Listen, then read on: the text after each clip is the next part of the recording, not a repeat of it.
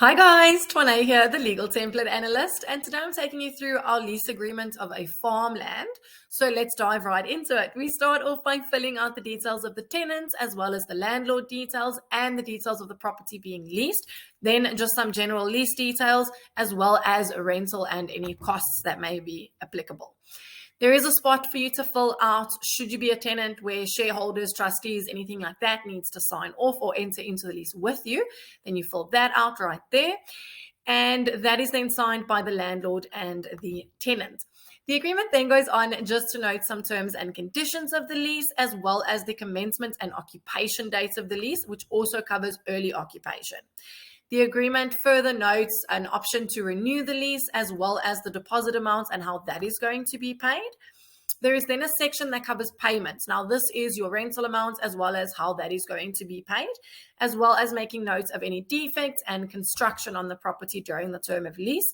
The agreement then focuses on the general use and enjoyment of the property itself, as well as the laws that govern this agreement and any signage that is up on the property during the duration of the lease or that the tenant may want to put up on the property. The agreement further makes note of any changes of ownership during the lease agreement and also security.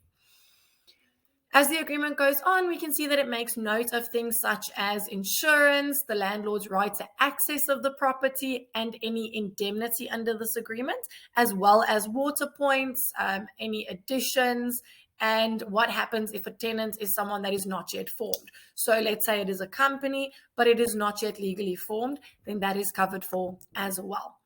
The agreement then looks at termination of lease and the grounds for termination, as well as breach of this agreement and the consequences of such a breach.